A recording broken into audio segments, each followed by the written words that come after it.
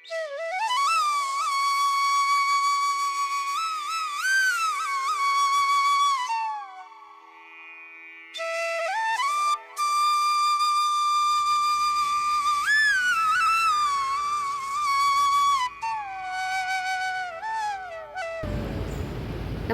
ಎಲ್ರಿಗೂ. ಎಲ್ಲರೂ ಹೇಗಿದ್ದೀರಾ? ಇವತ್ತು ಪುನಃ ನಾನು ಬಂದಿದ್ದೇನೆ. ಮೊನ್ನೆ ಒಂದು ವಿಡಿಯೋ ಅಪ್ಲೋಡ್ ಮಾಡಿದ್ದೆ ಆಲ್ರೆಡಿ ನಾನು ಈ ದೇವಸ್ಥಾನದ ಬಗ್ಗೆ, ಮಹಾಪೂಜೆಯ ಬಗ್ಗೆ, ಇಲ್ಲಿಯ ಸುತ್ತಮುತ್ತಲಿನ ವಾತಾವರಣ ಎಷ್ಟು ಚೆನ್ನಾಗಿದೆ, ಮನಃಶಾಂತಿ ಎಷ್ಟು ಸಿಗತ್ತೆ ಇಲ್ಲಿ ಬಂದರೆ ಅನ್ನೋದ್ರ ಬಗ್ಗೆ ನಾನು ಆಲ್ರೆಡಿ ವಿಡಿಯೋವನ್ನು ಅಪ್ಲೋಡ್ ಮಾಡಿದ್ದೇನೆ. ಅದರ ಲಿಂಕನ್ನು ಡಿಸ್ಕ್ರಿಪ್ಷನ್ಲಿ ಕೊಟ್ಟಿರ್ತೇನೆ, ನೋಡ್ಕೊಂಡು ಬನ್ನಿ. ತುಂಬ ಸುಂದರವಾಗಿದೆ ಸುತ್ತಮುತ್ತಲಿನ ಒಂದು ಪ್ರಕೃತಿಯ ಸೌಂದರ್ಯ ಈ ದೇವಸ್ಥಾನ. ಮತ್ತು ಅಮ್ಮನವರ ಮಹಾಪೂಜೆ ಕೂಡ ತುಂಬ ಚೆನ್ನಾಗಿರುತ್ತೆ. ಒಮ್ಮೆ ಆ ವಿಡಿಯೋ ಕೂಡ ನೋಡ್ಕೊಂಡು ಬನ್ನಿ. ಇವತ್ತು ನಾನು ಪುನಃ ಪುರಾತನ ಶ್ರೀ ಮಾರಿಯಮ್ಮ ದೇವಸ್ಥಾನಕ್ಕೆ ಬಂದಿದ್ದೇನೆ. ಒಂದು ವಿಶೇಷ ಉಂಟು ಇಲ್ಲಿ, ಏನು ಎಂತ ಅಂತ ತೋರಿಸ್ತೇನೆ. ಸೊ ಹೋಗೋಣ ಬನ್ನಿ, ನೀವು ಕೂಡ ಬನ್ನಿ. ಹಾಗೆಯೇ ಇವತ್ತು ನಾನು ನಿಮ್ಮೊಂದಿಗೆ ಒಂದು ವಿಶೇಷ ವಿಷಯವನ್ನು ಹಂಚ್ಕೊಳ್ಳಿಕ್ಕಿದ್ದೇನೆ. ಈ ಶ್ರೀ ಮಾರಿಯಮ್ಮ ದೇವಿ ಅಮ್ಮನವರು ಇಲ್ಲಿ ಬಂದು ಯಾಕೆ ಪ್ರತಿಷ್ಠಾಪನೆ ಆದರು, ಇಲ್ಲಿ ಯಾಕೆ ನೆಲೆಸಿದರು ಅನ್ನೋದ್ರ ಬಗ್ಗೆ ತಿಳ್ಕೊಳ್ಳೋಣ ಬನ್ನಿ. ತುಂಬಾ ವಿಶೇಷ ಇದೆ. ನಮಸ್ಕಾರ. ಈ ಕ್ಷೇತ್ರದ ಬಗ್ಗೆ ಸ್ವಲ್ಪ ಮಾತಾಡಲಿಕ್ಕೆ ನಮ್ಮೊಟ್ಟಿಗಿದ್ದಾರೆ ಈ ದೇವಸ್ಥಾನದ ಆಡಳಿತ ಸಮಿತಿಯ ಅಧ್ಯಕ್ಷರಾದ ಶ್ರೀಯುತ ಓಂ ಪ್ರಕಾಶ್ ಅವರು, ಮತ್ತು ಈ ಕ್ಷೇತ್ರದ ಗುರಿಕಾರರಾದ ಶ್ರೀಯುತ ಆನಂದ ಗುರಿಕಾರ ಅವರು ಇದ್ದಾರೆ. ಹಾಗಾಗಿ ನಾವೀಗ ಈ ಕ್ಷೇತ್ರದ ಮಹಿಮೆಯ ಬಗ್ಗೆ ಶ್ರೀಯುತ ಆನಂದ ಗುರಿಕಾರ ಅವರ ಮೂಲಕವೇ ಕೇಳೋಣ ಬನ್ನಿ. ಈ ಕ್ಷೇತ್ರದಲ್ಲಿ ಸುರತ್ಕಲ್ ಪುರಾತನ ಶ್ರೀ ಮಾರಿಯಮ್ಮ ದೇವಸ್ಥಾನ ಹಾಗೂ ಇದಕ್ಕೆ ಸಂಬಂಧಪಟ್ಟ ಶ್ರೀ ವೀರಭದ್ರ ದುರ್ಗಾಪರಮೇಶ್ವರಿ, ಮಹಾಗಣಪತಿ ದೇವರು ಮತ್ತು ನಾಗದೇವರು, ಇದಕ್ಕೆ ಸಂಬಂಧಪಟ್ಟ ಧೂಮಾವತಿ ಬಂಟ ದೇವಗಳು, ಈ ವಿಷಯ ಅದಕ್ಕೆ ಪರಿವಾರ ದೇವಗಳು ಉಚ್ಚಂಗಿ ದೇವಿ, ಮಹಾಹಿರಾಣಿ ದೇವಿ ಹಾಗೂ ಕ್ಷೇತ್ರಪಾಲ ಗುಳಿಗ, ಈ ಪರಿವಾರ ದೇವಗಳು ಮತ್ತು ವಾರಾಹಿ ದೇವಗಳು ಇದೆ ಈ ಕ್ಷೇತ್ರದಲ್ಲಿ. ಈ ಮೂಲ ವಿಶೇಷ ಅಂದರೆ ಈ ಕ್ಷೇತ್ರದ ಇತಿಹಾಸ ಸಾಧಾರಣ 1000 ವರ್ಷದ ಇತಿಹಾಸ ಈ ಕ್ಷೇತ್ರಕ್ಕೆ. 1000 ವರ್ಷದ ಮುಂಚೆ ಕೇರಳ ರಾಜ್ಯದಲ್ಲಿ ರಾಜ ಮನೆತನದಲ್ಲಿ ಈ ಭದ್ರಕಾಳಿ ಎಂಬ ದೇವಿ ಆರಾಧನೆಗೊಂಡು ಬಂದಿದ್ದಂತೆ. ಅಲ್ಲಿ ಅವರ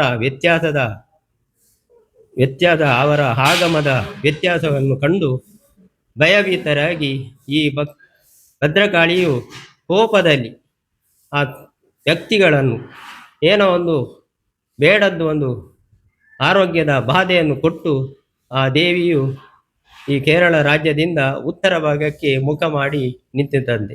ಮುಖ ಮಾಡಿ ಭಾರತದಲ್ಲಿ ಕರಾವಳಿ ಪ್ರದೇಶವನ್ನು ಪ್ರವೇಶಿಸಿ ಕರಾವಳಿ ಪ್ರದೇಶವನ್ನು ಬಂದಾಗ ಈ ಊರಲ್ಲಿ ಸುರತ್ಕಲ್ ಕ್ಷೇತ್ರದ ಸದಾಶಿವ ಮಹಾಗಣಪತಿ ದೇವಸ್ಥಾನ, ಅಲ್ಲಿ ಸುರತ್ಕಲ್ ಎಂಬ ಹೆಸರು ಬರಬೇಕಾದ್ರೆ ಸುರತ್ಕಲ್ಲು ಎಂದು ನಾವು ತುಳುವಲ್ಲಿ ಹೇಳ್ತೇವೆ, ಸುರತ್ಕಲ್ಲು ಅಂತ.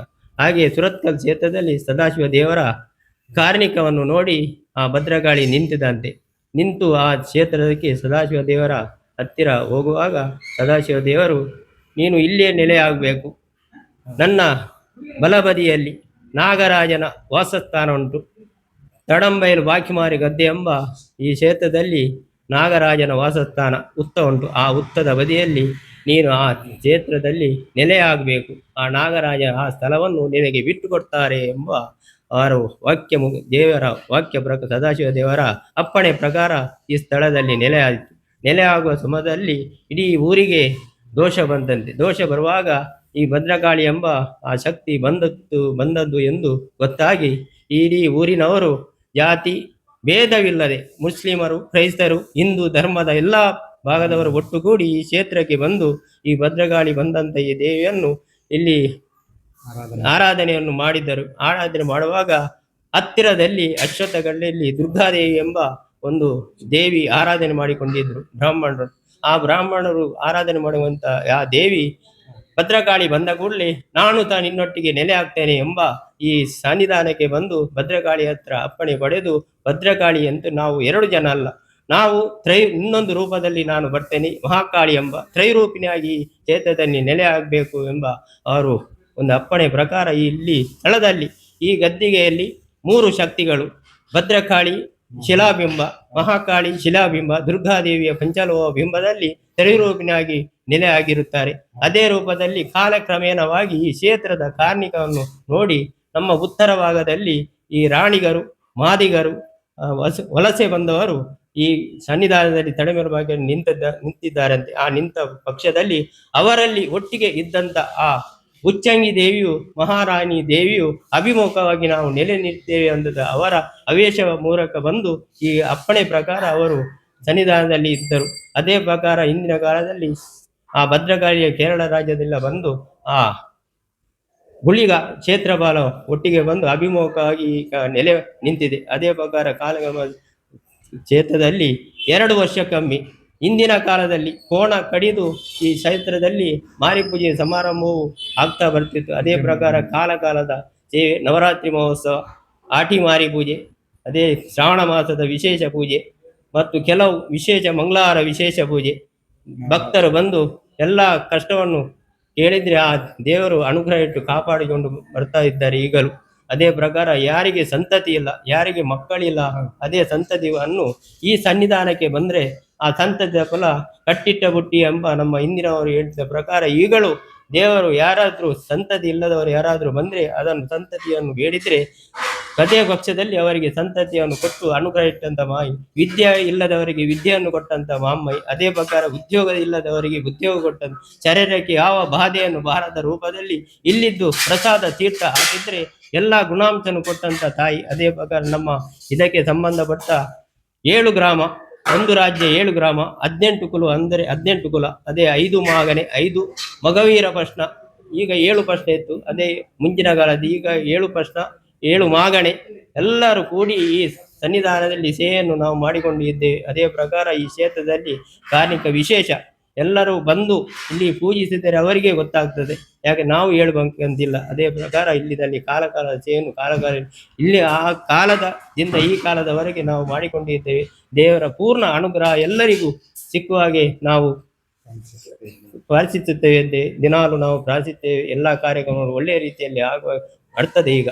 ಅದೇ ರೀತಿ ನಮ್ಮ ವೀರಭದ್ರ ದೇವಸ್ಥಾನ, ವೀರಭದ್ರ ದುರ್ಗಾಪರಮೇಶ್ವರಿ ವಿಘ್ನೇಶ್ವರ ದೇವರ ಅಲ್ಲಿ ವರ್ಷಕ್ಕೊಮ್ಮೆ ಜಾತ್ರಾ ಮಹೋತ್ಸವ, ಹಾಗೆ ಧೂಮಾವತಿ ದೇವಕ್ಕೆ ನೇಮೋತ್ಸವ ಆಗ್ತಾ ಉಂಟು. ಅದೇ ರೀತಿ ನಾವು ಮಾಡಿಕೊಂಡು ಇದ್ದೇವೆ ಈ ಕ್ಷೇತ್ರದಲ್ಲಿ. ಮುಂದೆ ನಾವು ಇಲ್ಲಿ ಜೀರ್ಣೋದ್ಧಾರದ ಕಾರ್ಯಕ್ರಮ ಹಾಗೆ ಅಷ್ಟಗಂಧ ಬ್ರಹ್ಮಕಲಶ ಆಗಬೇಕಂತ ನಾವು ಆಲೋಚನೆ ಮಾಡಿಕೊಂಡಿದ್ದೇವೆ. ಅದಕ್ಕೆ ದೇವರ ಪೂರ್ಣ ಅನುಗ್ರಹ ಇದ್ದಾರಂತ ನಮಗೆ ನಂಬಿಕೆ ಉಂಟು. ಆ ನಂಬಿಕೆ ಪ್ರಕಾರ ನಾವು ಮುಂದೊತ್ತುಕೊಂಡು ಹೋಗ್ತೇವೆ. ಅದು ಆಗ್ತದೆ ಅಂತ ನಮಗೆ ಭರವಸೆಯೂ ಇದೆ. ಆದ ಕಾರಣ ಈ ಕ್ಷೇತ್ರದಲ್ಲಿ ಯಾವುದು ನಾವು ಒಂದು ಎನಿಸಿದ ಕಾರ್ಯ ಆಗದೇ ಇದ್ದದ್ದು ಇಲ್ಲ, ಆಗಿ ಹೋಗ್ತದೆ. ಇವತ್ತು ಎನಿಸಿದರೆ ನಾಳೆ ಆಗುವಂತ ಯೋಗ ಭಾಗವನ್ನು ಕೊಟ್ಟಂತ ಕ್ಷೇತ್ರದ ಮಹಾಶಕ್ತಿಗಳು. ಅದೇ ಪ್ರಕಾರ ನಾವು ಅದರ ಮುಂದೆ ನಾವು ಹೋಗಿ ಎಲ್ಲ ಕಾರ್ಯಕ್ರಮ ಮುಂದಕ್ಕೆ ಆಗ್ತದೆ. ನೀವು ಎಲ್ಲರೂ ಈ ಕ್ಷೇತ್ರಕ್ಕೆ ಬಂದು ಆ ದೇವಿಯ ದರ್ಶನ ಮಾಡಬೇಕು. ಈ ಕ್ಷೇತ್ರದ ಆ ತಾಯಿಯ ಕಾರ್ಣಿಕವನ್ನು ನೋಡಿ ಆ ಪ್ರಸಾದವನ್ನು ಹಾಕಿದರೆ ಎಲ್ಲ ದೋಷಗಳು, ಕಷ್ಟ ಕಾರ್ಪಣ್ಯಗಳು ದೂರ ಮಾಡಿ ಅನುಗ್ರಹ ಇಟ್ಟು ಕಾಪಾಡ್ತಾರೆ ಎಂಬ ನಮ್ಮ ಒಂದು ಭಕ್ತಿ ಉಂಟು. ಎಲ್ಲರಿಗೂ ತುಂಬಾ ಜನರಿಗೆ ಮನಃಶಾಂತಿ ಅಂತೂ ಸಿಕ್ಕಿದೆ. ಹಾಗಾಗಿ ಖಂಡಿತ ಬನ್ನಿ ಈ ಪುರಾತನ ಶ್ರೀ ಮಾರಿಯಮ್ಮ ದೇವಸ್ಥಾನಕ್ಕೆ ನೀವೆಲ್ಲರೂ ಬಂದು ಮಾರಿಯಮ್ಮ ದೇವಿಯ ಒಂದು ಕೃಪೆಗೆ ಪ್ರಾರ್ಥರಾಗಿ ಅಂತ ಹೇಳ್ತಾ ನನ್ನ ಈ ವಿಡಿಯೋವನ್ನು ಮುಗಿಸ್ತಾ ಇದ್ದೇನೆ. ಇನ್ನೊಂದು ಒಳ್ಳೆ ವಿಡಿಯೋದೊಂದಿಗೆ ಮತ್ತೆ ಸಿಗ್ತೇನೆ. ಎಲ್ರಿಗೂ ಶುಭವಾಗಲಿ.